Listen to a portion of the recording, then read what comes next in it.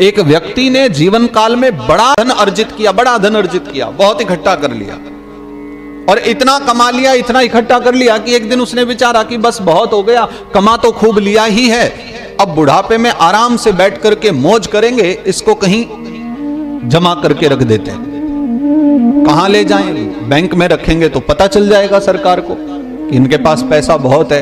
तो उन्होंने अपना नया घर बनवाया और उस घर के अंदर बेडरूम में जो सामने वाली दीवार थी जिस पर वो खुद सोता था, सामने वाली दीवार पर उसने नोटों की गड्डियां लगवा करके और ऊपर से चिनवा दी, पन्नी में डाल करके सब प्लास्टिक में, और दीवार के अंदर चुनवा दिया सारा पैसा।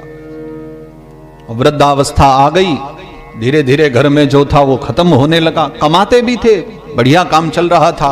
मृत्यु का जब समय आया तब एक दिन उसको ऐसा लगा कि वृद्धावस्था आ गई है। मैंने जीवन का जो अनुभव किया है, मेरा अनुभव बताता है कि सत हरि भजन जगत सब सपना। बड़ी देर से समझ आया, चलो क्यों ना मैं कुछ कर लूं। लाठी लेकर के हाथ में समिति वालों के पास गया।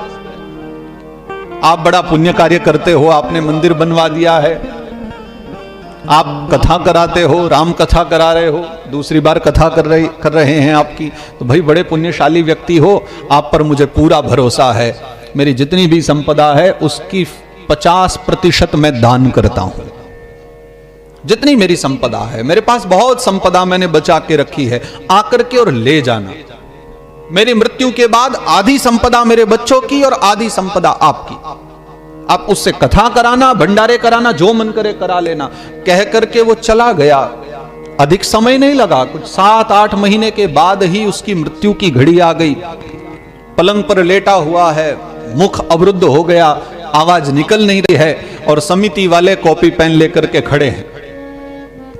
सारी दुनिया खड़ी है, बच्चे भी खड़े हैं, और समिति वाले पूछ रहे हैं कि बताइए प्रभु, आपकी कितनी कुल संपदा है जिसका 50% बच्चों को देना है और 50% मुझे देना है? वो पैसा कहां है? किसी बैंक में है तो लिख करके बता दीजिए। अब वृद्धावस्था के कारण और मृत्यु का समय है, ना तो हाथ चल रहे हैं न मुख चल रहा है, लिखने की सामर्थ्य नहीं है, बताने की सामर्थ्य नहीं है। बच्चों की और आंखें की तो बच्चों को लोभ आ गया तो बच्चे चुप हैं। पता तो है बच्चों को कि सामने ही सारा का सारा चिन्हवा करके रखा है, पर बता दिया तो कई लाख जाएंगे, क्यों ना हम ही उपयोग कर लें। उसको बहुत समझाया कि किसी तरह तो बताओ, इशारा ही कर दो, बता दो कहां है। तो बड़े हिम्मत करके उसने अपना हाथ उठाया और दीवार की ओर इशारा कर दिया, यहां है।